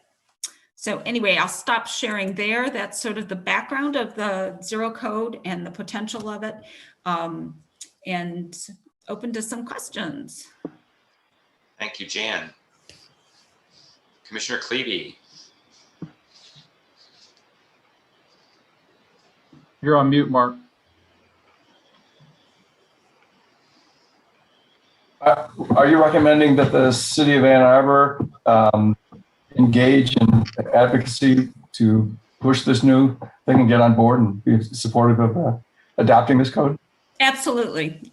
I think it's what we can do within the sort of existing administrative process. And so I think that makes a lot of sense. And I'm actually making my rounds to all the AIA chapters in the state to talk about this and kind of try and make it a priority for them. And then also reaching out to the engineers to do that as well. Ending. Commissioner Hookham. John, I'll go last. I'll just want to add a few words to the end. Okay. Councilmember Regina. Thanks. Yeah, I also just wanted to point out that both Councilmember Briggs and I serve on the policy committee, and we are finalizing actually at our next meeting on the 20th our list of priorities for the year to pass along to council as well. And so it certainly there was an opportunity at some point, I think a relatively brief period, for all of the commissions to add input. But if this is something that the body wanted us to take to the policy committee as well, I think that that's something that we could add to the agenda for discussion. Hope so. Thank you. Missy. I wanted to chime in on 2 points. One is, I think it is in the list of things for the policy committee to consider. Councilmember Regina, I think staff put that one in there, but if not, absolutely. And then just to let you know that staff are actively involved in this and working on the advocacy. Zach is on the line right now, and I don't know if he wants to chime in. Oh, there he is. Zach, do you want to talk at all about what you've got going on, just to kind of pretty quickly what staff are organizing around the codes? Yeah, sure. A couple of things to touch on are that currently the IECC is opening up development committees so that they can get feedback from municipalities and other interested parties who would like to serve on such committees for how codes are developed and adopted at the ICC level. That's not at the state or jurisdictional level, but it does allow for us to advocate for certain codes. That is something that the applications are currently open for, and for which I will be applying, and am working with the USDN, the Urban Sustainable Directors Network, to coordinate with other jurisdictions and municipalities across the country to ensure that that the sustainability voice is heard during these discussions. So that's what's coming up right now. Just quick background that it will be key to be on these development committees, because as of March 3rd, the International Code Council has removed governmental members from the voting process, even though the codes that they write are explicitly to serve governmental officials, as they don't have a vested financial interest in the code. And they are ultimately the ones who enforce it. So we are pursuing the means that are available to us, and those right now are development committees. So that's one avenue through which we're pursuing. Just one other thing I wanted to elevate too is that Zach has been working with other municipalities across the state to try to organize and understand needs so that we can be a loud voice at those points of intervention that Jan highlighted, those red circles, to make sure that we're there making noise, representing the people at the other end of this. Thanks, Zach. Thanks for joining us tonight. I have a quick question, if I may, just certainly for my edification and maybe for others. And I guess maybe this is addressed to Jan or Chuck or possibly Zach. When we're talking about they that are adopting these new changes, who is they and who are we targeting our lobbying at? So I'll just jump in. They is Lara. Lara okay. Controls the building codes. The building codes are written, as Zach points out, for the code officials, which are the City of Ann Arbor's building department, to enforce. Right. So, and then those of us that are architects and engineers who practice the design of buildings, and those that build the buildings have to comply with those codes. So it's actually a life cycle, if you will, of adoption that has to be addressed. And is Laura then, is that a state agency? Is that under the governor basically, or what was it a branch somehow of the legislature, or what's the organizational structure for Laura? It's the licensing bureau of the state of Michigan. So okay. They license, like myself as a professional engineer, I get licensed through Laura. Right. Okay. Okay. Just real quick, the API that rulemaking process, that's for any agency. So these are all like agencies that sit under the executive branch, and ultimately they do report to the governor. It's a similar thing on the federal level too. We have administrative agencies, the EPA, for example, they have to follow a similar process and take public comment at certain points. And I would also add that anyone as an individual can submit public comments at the stages that these happen, or if you represent a nonprofit or anything like that. So it would actually probably be good to get other groups involved to submit comments too. Thanks, Noah. I think Council Member Briggs and then Commissioner George after that. Thank you. Thanks for those presentations.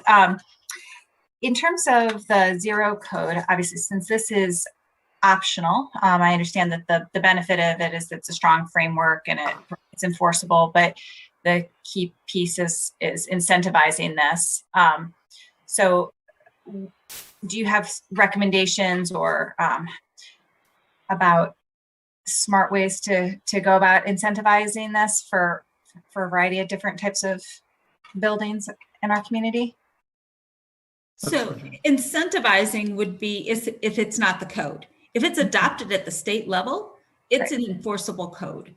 Incentivizing gets into, and I'd be interested, because I know in Scioto Township, we're looking at, I'm chair of the Planning Commission in Scioto, and we're trying to look at how, at what point do, increased density factors and so forth really start making a difference for developments. And I'm thinking, with the, to increase at the residential level, could you incentivize the energy rating index for housing and say, hey, you could have it, increase your density by whatever, the number of stories by whatever, if your housing complies with, say, code is I think an ERI of 55. And if you did a 45, if you met that, and you could do the same thing with commercial buildings, meeting certain guidelines and performance standards. But I guess what's tricky is to try and understand the economics of the development and where those tipping points are. Mm-hmm. And that sort of leads to my next question, which is around affordability. One of the pieces that we're obviously we struggle with a lot in Ann Arbor is just the encouraging green building versus affordable, both in housing, and I think we should be thinking about it more in terms of commercial and retail as well, in terms of promoting local business, but particularly in terms of housing.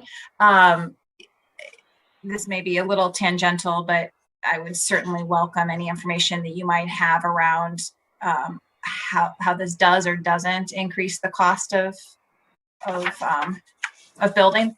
Yeah, and the groups are trying to pull that together. RMI just came out with a pretty interesting study on how residential housing, and the real savings is actually in making them all electric, because that is a whole section of infrastructure that you don't need. And so you can invest then what you don't have to pay for in gas and ductwork and some of that those other elements, and invest that in the energy efficiency and the tightness, if you will, the weatherization of the building.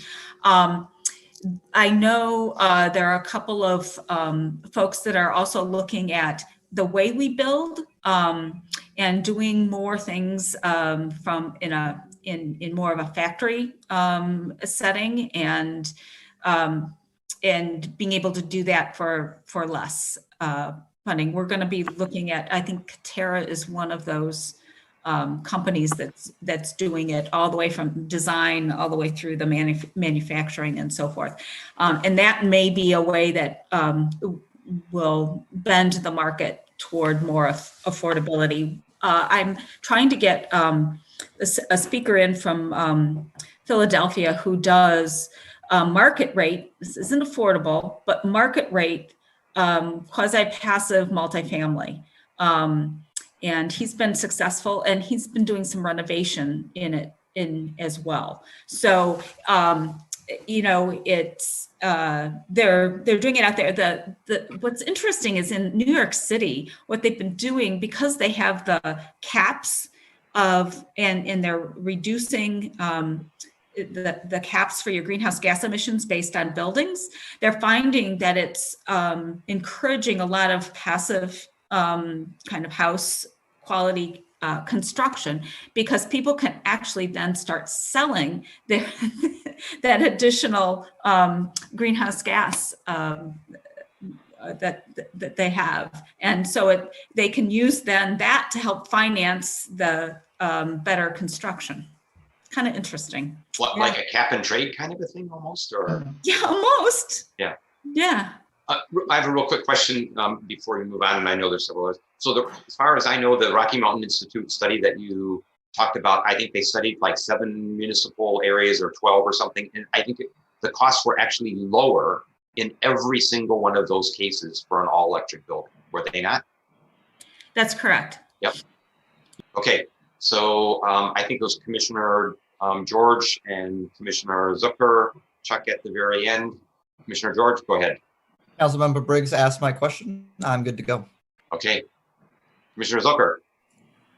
And this is probably a good segue going right into Chuck, but just wanted to kind of understand, you know, what our options are for setting optional stretch targets. You know, can we just, you know, what are the legal frameworks that we have? Can we at least put this net zero code out as an option? And then do we have anything to bend people to move that way? Yeah, I'm wondering, is it legal, and Missy, I don't know if you've discussed this, to require that new buildings provide their own renewable energy? I mean, is that even possible? You know, it's really, really tricky to require anything with the code in Michigan. So incenting, for sure. When they're asking, like through the zoning, if they're asking for a change in zoning, then we have more space to ask for more things.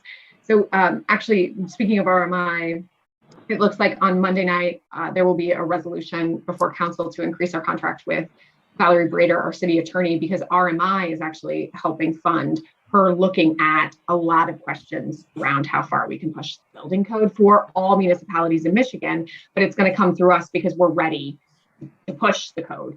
So we'll have more answers soon, but we're in dicey, I think that's the word she used with me moments ago when I texted her. She's like, we're in dicey territory here. So specifics matter in the questions we're asking. Yeah, yeah. Commissioner Kerber. Yes, one of the things that I've observed in my neighborhood on Nixon Road, there's condos that are being expanded, very expensive condos. And if you look at those condos, they just defy putting solar energy on their roof. All of the south-facing roof surfaces are filled with, things that just, I assume are just done for just appearance. And all the north-facing roofs are basically empty. I mean, it's just, I guess the word would be asinine. And why did this get approved? And I'm looking, so all that have to do is say, why don't you just turn it 180 degrees and get rid of all those dormers on the south side where solar panels should be? Because everybody in that condo, anybody who wants to do solar won't be able to do it because all they have free is a north-facing roof.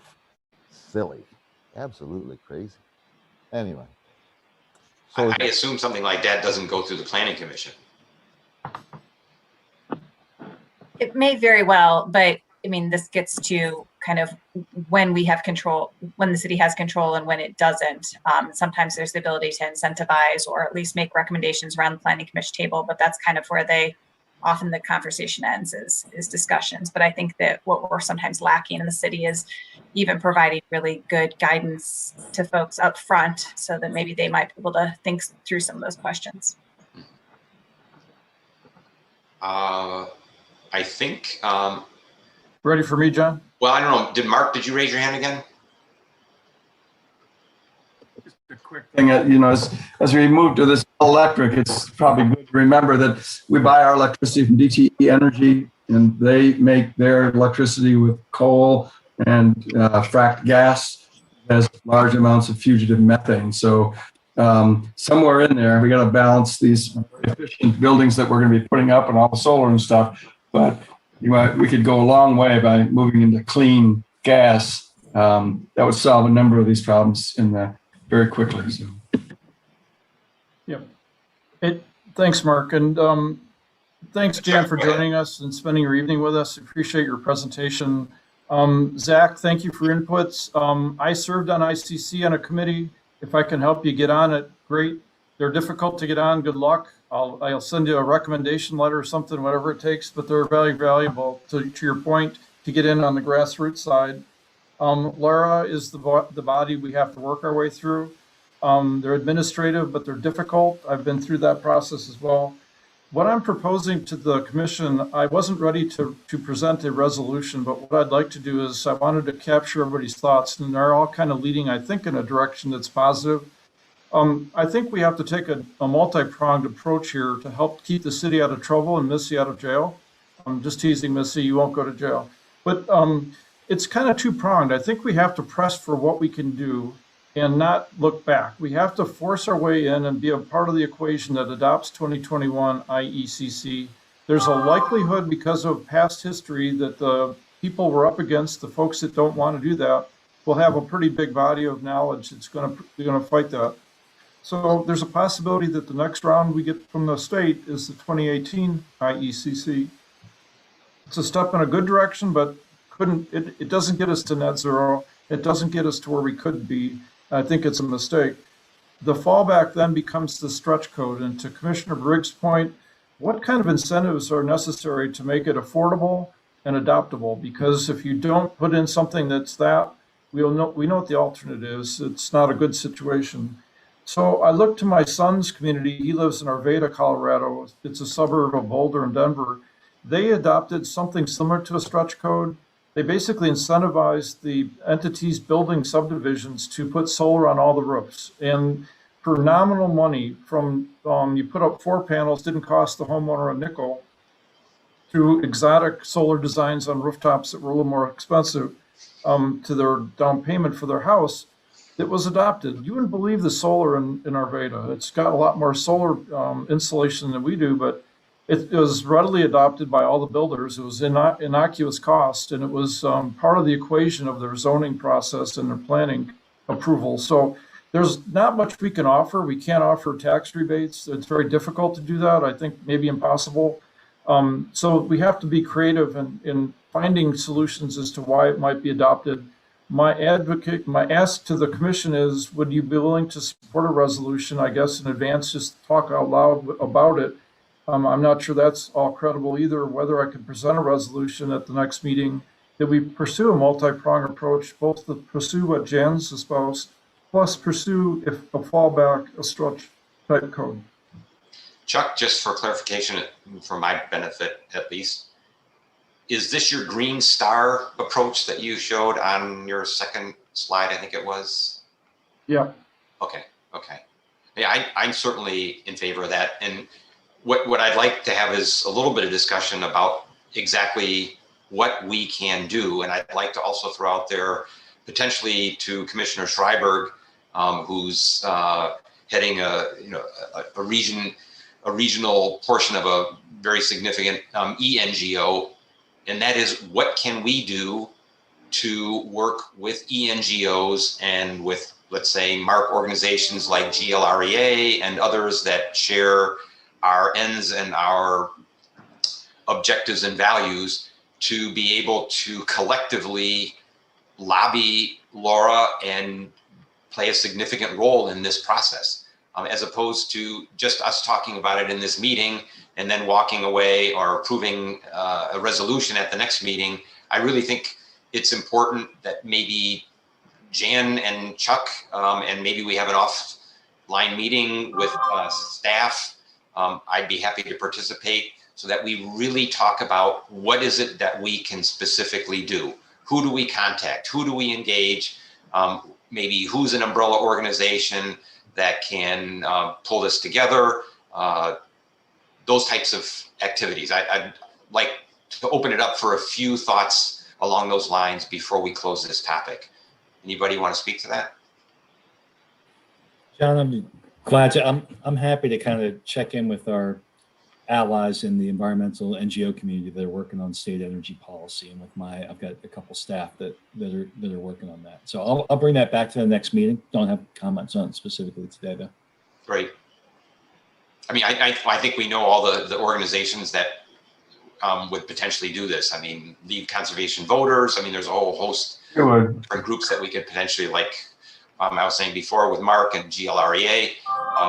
You know, this is all in our interest, and I think we should mobilize collectively. Will be a lot more powerful because there's going to be powerful interests, as was pointed out earlier, that we're going to be going up against. Did somebody else want to comment on that? Jan, go ahead. I just wanted to say one thing, and that was IECC has said even if a jurisdiction adopts the 2018 IECC, you can still adopt the renewable appendix with that. It just doesn't give you that efficiency base that you would need. However, the renewable energy appendix would certainly incentivize making your building much more efficient. Jan, correct me if I'm wrong, recent steps in the ASHRAE, when you're talking about the efficiency standards, the latest one, typically they're about, in the last couple of years, there are improvements of steps of about 7%. Does that sound about right? Yeah, and it affects different building types differently.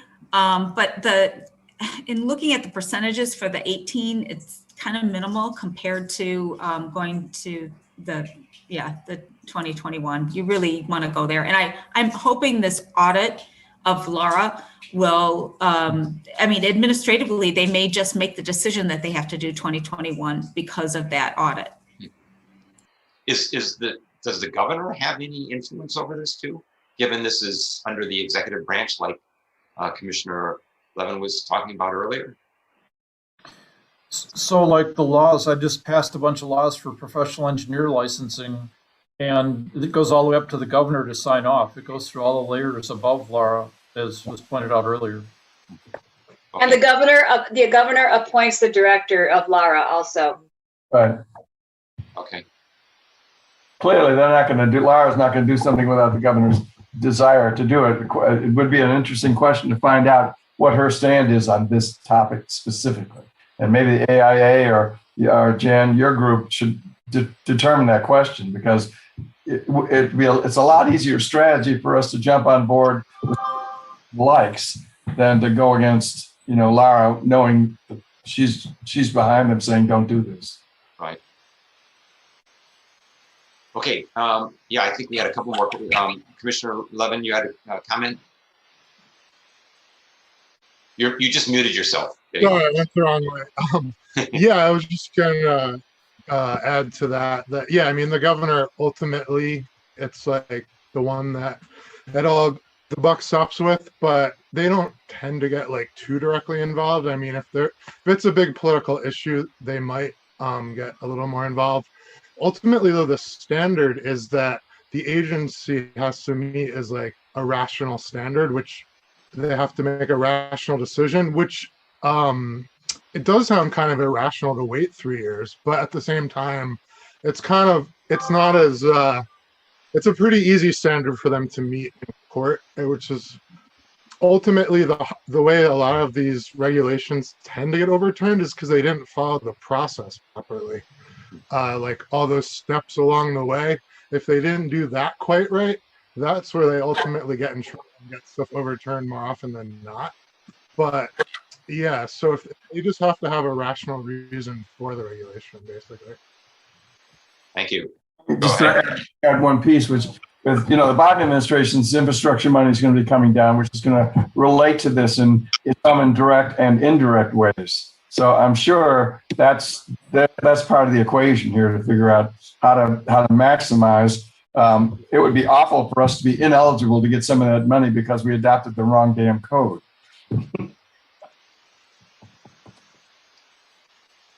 It's been done Okay, before, Mark. did you want to wrap things up for us? Chuck, was there anything that you wanted to say to wrap? We talked about a resolution, and maybe the resolution can talk about also some specific next steps that either we or council or the city would take. Does that make sense? Makes sense. I'll be reaching out to Jan and others that talked a lot tonight about this, and we'll see what we can put together. And it won't be a Chuck Hookham special. It'll be something with meat to it, and hopefully we'll get something to the commission next time. Excellent. Any closing comments on this? I'd like to thank Jan for joining us this evening. Jan, you're welcome to sit through the end of the meeting. I think we're now up to updates on the working groups, but before we do that, Missy, you indicated that there was a topic that you wanted to provide an additional update on. You indicated. Yeah, I forgot to share an exciting piece because it's moving so fast. So on Monday night, this will be hitting Legistar tonight or tomorrow morning. Council will be hearing or voting on a resolution of settlement in our VGP case, our voluntary green pricing case. Late on Friday afternoon, the parties have reached a general terms for settlement. You can read far more than you probably want to in terms of what the settlement looks like, but I do want to share some high-level takeaways. One of them is an agreement to pilot the first community solar program with an anchor tenant in DT's territory here in Ann Arbor. And the other is looking at actual carbon reduction programs that we would work in collaboration to develop with the utility to demonstrably shut down plants and reduce greenhouse gas emissions on the system that we're talking about, especially as we're talking about electrification, making sure that as soon as possible. So more details will be available in the Legistar file, but surprise, council members, it's really last minute. You're going to see it on Monday. And I just want to say a special thanks to Val Brader and the team, to Fong Wu and others who've been working to make this happen. Thanks. Great, thank you. So I think we want to run through the various working groups. They're not outlined, but maybe people can raise their hand. I'll start maybe with Carlene and Transportation Electrification. You want to give a brief update there? Very quickly, we're exploring different activities that are happening in the area. Most recently, we had a presentation by a company called May Mobility that is it's a public transit company specializing in driverless vehicles, and we're learning about what they're up to, some of the projects that they've done, different parts of the state, in Detroit, Grand Rapids, and what they're working on moving forward. There's going to be some cool updates that are going to be announced in the next month or so. And that's about it for now. Other working groups want to give an update?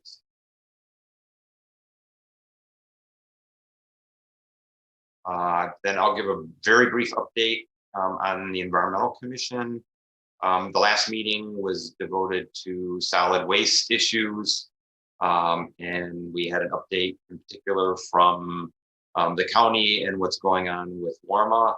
Right now, the city is in the process of joining WARMA. City Council voted to join, and there's a few process steps that the WARMA administration has to go through to accept the city. And so hopefully the city will be joining that. Right now it's focused primarily on education and outreach, but it could expand into other different kinds of things, including different things like landfill issues and recycling and using common MRF and things like that. Those would be future steps, but at least we're in the process of doing that. We got an update from staff. So if anybody's interested in any of the specifics on that, you could go to Legistar. I think I'll leave it to that because most of that doesn't really relate too specifically to what we're talking about here. Is there anything else before we move to the close of the meeting and our second public comment? Anybody else want to share anything? Okay, so this is our second opportunity for public input. And again, as before, that's limited to 3 minutes per person. I'll give the call-in numbers again. Call 888-788-0099 or 877-853-5247 and enter the ID 913-5783-4502. And again, that's also on the meeting agenda, and it's on the video feed on CTN. Dr. Stoltz will select callers who have raised their hand by calling on them with the last 3 digits of your phone number. And to raise your hand, please press *9 after you've dialed in, and you're going to hear an automated announcement that the host is allowing you to speak. And we ask that, again, you limit your comments to 3 minutes, that you move to a quiet area, and that you state your name and your residence. Right. Caller ending in 650.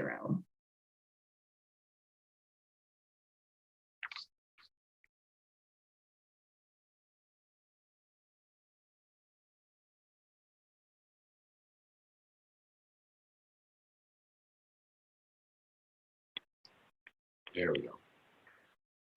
Hello. We hear you. This is Wayne Appleyard calling. Great meeting. I had a couple of things that I wanted to talk to you, to convey with you, that gives you an idea as to how tough it is to do what we're trying to do. And there's 2 things. First of all, I have succeeded in making my house net zero. But I do that with the benefit of the grid. It turns out that about 70% of what I produce with my solar array actually goes out onto the grid and then comes back. And the real important part of all of that is the difference between what we get in the winter and what we get in the summer. And I get over 5 times as much solar in the summer months as I do in the winter months. And in the winter is when I use most of my electricity because I have an air source heat pump. So in order for us as a bigger community to go to 100% renewables, we're going to have to somehow get involved with other things other than just solar, including quite a bit of wind that can produce in the wintertime. The other thing that I want to mention is what happens when you start to look at buildings in the city. And there are 2 buildings that I remember that came up before Planning Commission where everyone said it was really wonderful that they were putting solar on the roof. And they were like 3-story buildings, one on Packard and one off of Hoover. And although they were trying to put as much solar on the roof, they were estimating they were going to get 6% of their energy needs from the solar on the roof. And that shows me, first of all, that they're not doing anywhere near enough energy conservation. And also it means that 94% of that solar array has to go someplace else. And someplace out in the Greenbelt might be where it has to be. But the big thing is that we are going to continue to have to rely on the grid. And although people can put in storage, it's short-term storage. You're not going to store from the winter to the summer. So it's a big problem. We need to work on it, and hopefully we can get working with DTE on it, although that's probably being a little naive. That's it. Thank you, former Chair Appleyard. I'd like to point out that it's an expense issue, but there's lots of parking areas and space for solar carports. And at some point in time, hopefully that's going to become more and more necessary and more attractive also from a cost point of view. Dr. Stoltz, did we have anybody else? Yes, 661, caller ending in 661.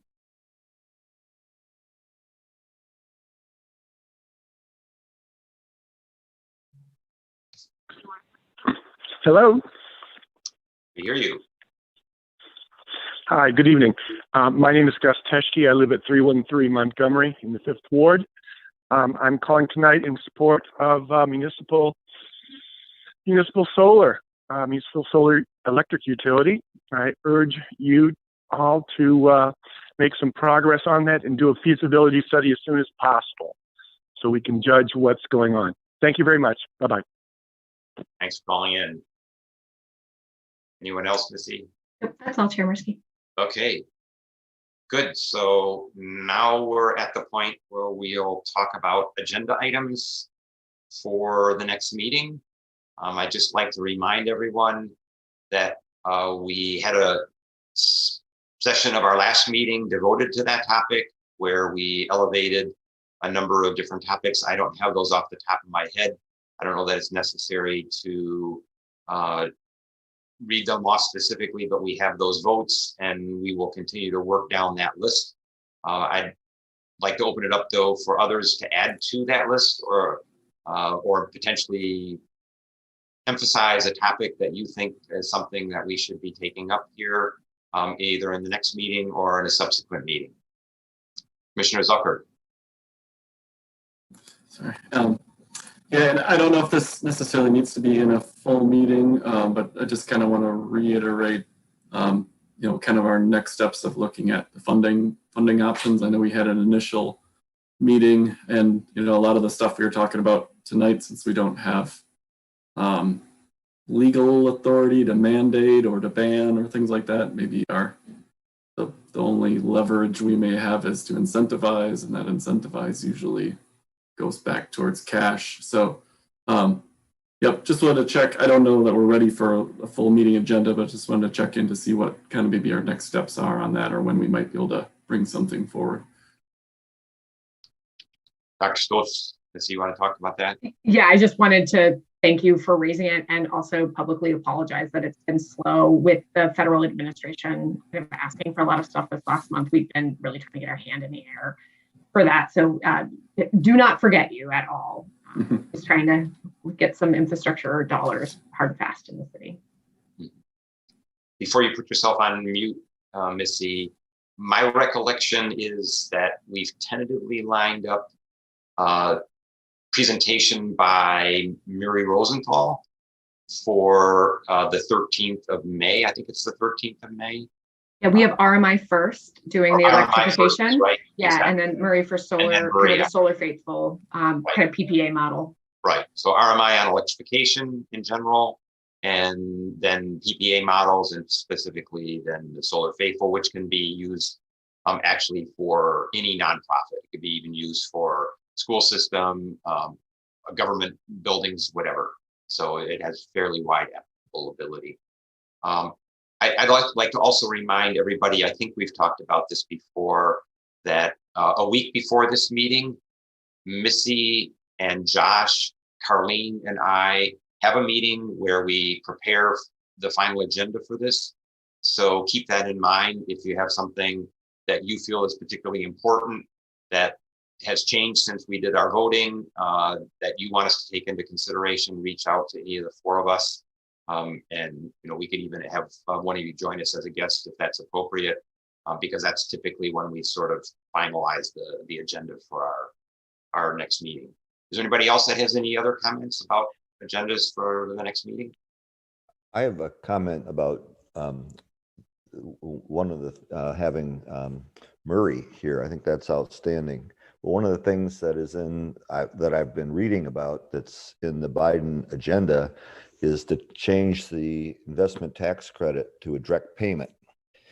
And my understanding of changing it to a direct payment would literally mean that instead of having it as an offset of your taxes, it's more like having cash in your pocket. And this immediately solves the nonprofit problem, because now even if you're a nonprofit, you're just reducing the cost of your solar system directly. And I would really like to see if there's something that we could do to voice our support for that, even though it's on the national level.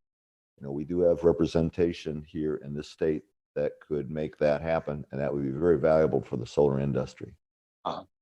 This is a priority amongst the office and other sustainability offices, is to change everything that's based, almost everything that's an incentive, a tax incentive, to a direct rebate, because you're excluding people who don't have tax appetites, nonprofits, houses of worship, low income folks who need the money up front, and it's more money in people's pockets directly. So I think that's fabulous. I just wanted to share that's a high priority for us. Great, glad to hear it. Anyone with anything else before we adjourn for tonight? Okay, well, before we do that, I want to recognize, I failed to do this earlier, Remy Long for joining us. That was a really informative presentation, and I'm going to share it with the Environmental Commission because I think it'll be of interest to them, and I encourage the rest of you to share it with potential people who would like to know more about the Greenbelt, and also, of course, Jan Culbertson. And as always, I want to thank all of you for joining and for serving. And with that, I'll adjourn the meeting and wish you a nice rest of your evening. Good night, everybody.